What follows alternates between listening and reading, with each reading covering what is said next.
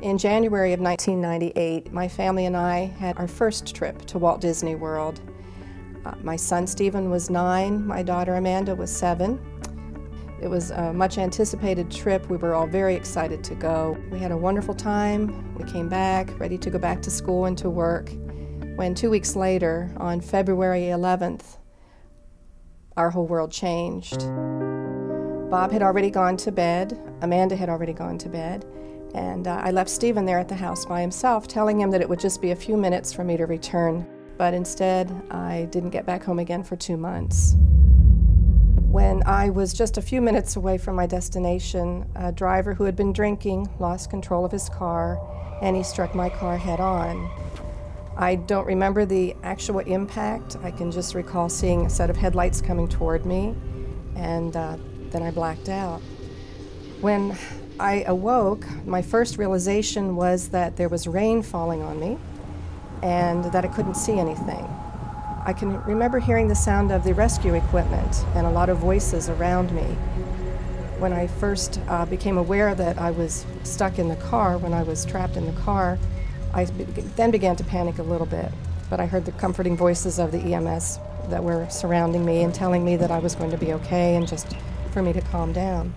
I don't remember feeling any pain until they removed me from the car, and they had told me ahead of time that this was going to hurt. My husband had been asleep, but of course when the phone call came, he awoke, and when he came into the living room, he saw my son Stephen sitting in the front window crying.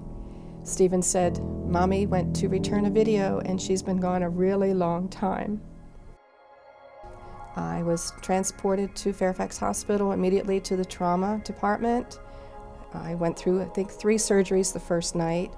I received more than a dozen units of blood within the first few hours, thanks to Inova Blood Donor Services.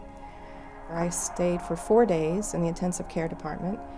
I was then transferred to the 6th floor orthopedic unit.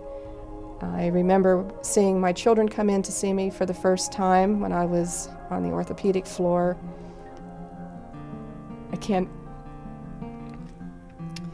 Their faces were not afraid, they were relieved. I was concerned that they would come in and see me looking very badly. I was afraid that they would be frightened when they saw me, but I'll never forget the look on their faces. They were so relieved. And my son would quietly stand at my shoulder with his hand, just stand there, would not talk very much, just stand there at my shoulder. I think that was his way of protecting me. And my daughter's still a little bit more of a chatterbox.